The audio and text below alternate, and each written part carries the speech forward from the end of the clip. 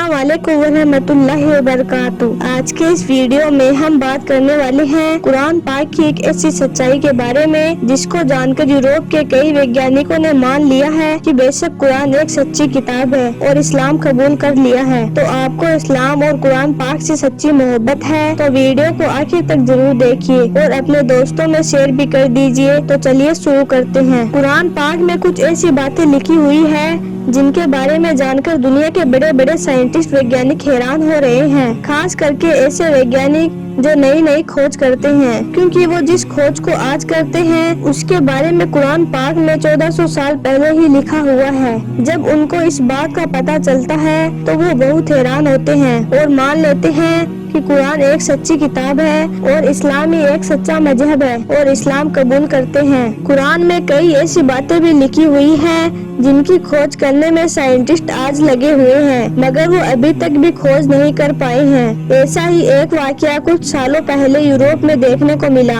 आज के कई साल पहले यूरोप में वैज्ञानिकों ने रिसर्च किया और यह दावा किया था कि हमने एक नई खोज की है। उन वैज्ञानिकों ने बताया कि चांद में जो चमक होती है वो उसकी खुद की रोशनी नहीं है, बल्कि वो रोशनी सूरज की है। चांद सूरज की चमक की वजह से चमकता है, यानी कि हम चांद में जो चमक देखते हैं वो उसकी खुद की रोशनी नहीं है, बल्कि सूरज की किरण उस पर पीछे से पड़ती है, इसीलिए वो आगे से चमकता हुआ दिखाई देता है। इस बात की खोज वैज्ञानिकों ने आज के जमाने में की है, लेकिन इसका जिक्र 1400 साल पहले ही कुरान पाक में कर दिया गया था कि चांद की रोशनी खुद की नहीं है, बल्कि सूरज की रोशनी की वजह से चांद चमकता है।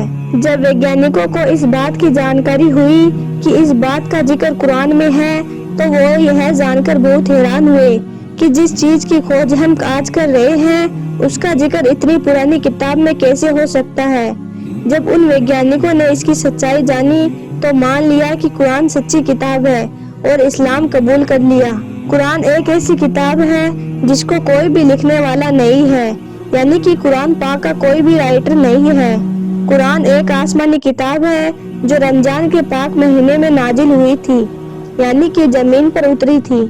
कुरान एक ऐसी किताब है जिसमें दुनिया की हर एक चीज के बारे में जिक्र किया गया है।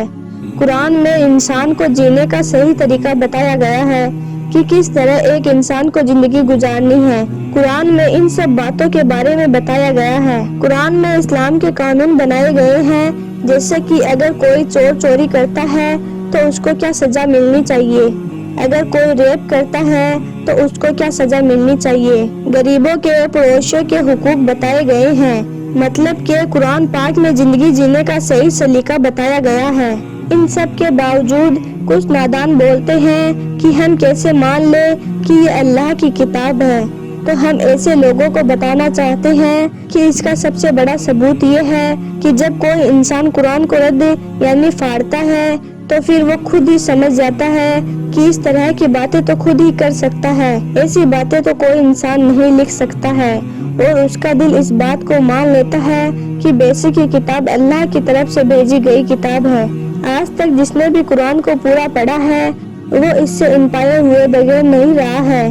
कई बार तो ऐसा देखने में आया है कि कुछ लोगों ने कुरान में कमियां यानी कि गलतियां निकालने के लिए इसको पढ़ना शुरू किया, और जब उन्होंने पूरा पढ़ लिया तो फिर उनकी सोच ही बदल गई और समझ गए कि कुरान में जर बराबर भी कोई गलती या कमी नहीं है।